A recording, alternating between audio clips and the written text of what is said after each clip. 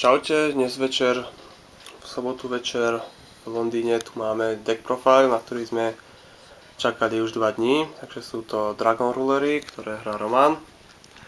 Úspešne sa s nimi dostal do druhého dňa zo skóre 15 bodov, čo je 5 výhier a 2 prehry. Tak Roman, ukáž nám tých Dragon Rulerov, na ktoré aktuálne zadávia asi celé Československo. No tak klasický základ, 12 drakov. Prekvapujúco. Také prekvapenie, že? 3x Maxe, 2x Debris Dragon, 2x Flammel Guard, Trigon, 1 Korsuska, 1 Swift Scarecrow. To sú monštra. Potom je tam 3x Dragon Ravine, 3x Sacred Sword, 2x Dragon Shrine. Toto je dôvod, prečo hrám vlastne 2 Flammel Guardov. Je to úplne geniálna karta, pretože mi nabíja hrob lepšie ako Dragon Ravine v určitých prípadoch, najvyššie nedá sa znakovať MSTčkom. Je to dosť také atypické, som to ešte, teda neskúmal som nejako tie deky z iných eventov, ale zdá sa mi to dosť také, že je to dosť inovatívne. Skúšal si to, alebo niekde si to videl, alebo čisto svoj nápad, alebo...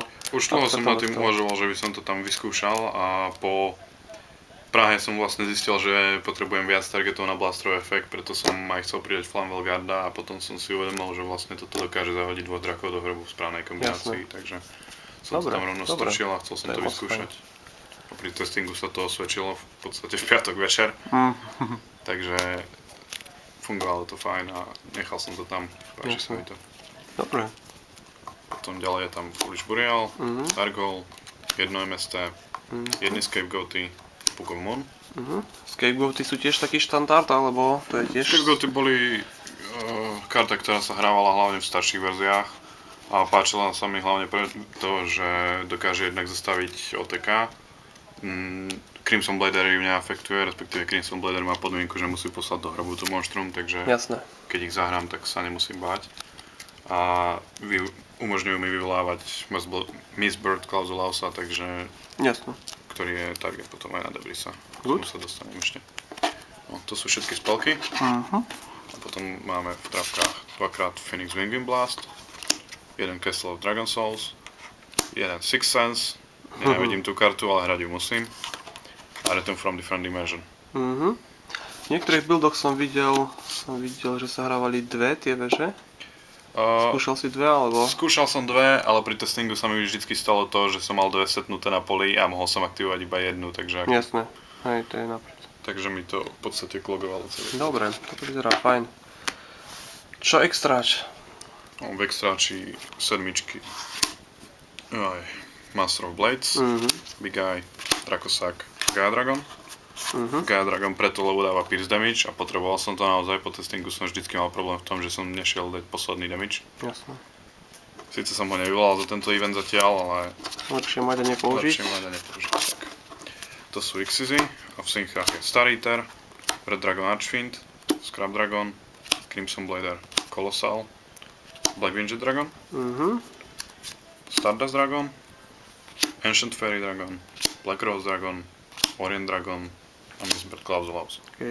Niekto sa bude asi čudovať nad tým Black Wingedom, prečo taká voľba? V podstate očakával som Chainburn už v Prahe a osvedčil sa mi tam ten Black Winged a Chainburn je podľa mňa pomerne dosť stabilný na to, aby ho sem niekto zobral a nechcel som nám náraziť náhodou. Tento formát je dosť nebezpečný, tiež som ich tam videl na viacerých stoloch a robilo by to fakt paseku, hlavne drakom, keďže už nemáš ani ako sidenúť vírus, ani nič teoreticky.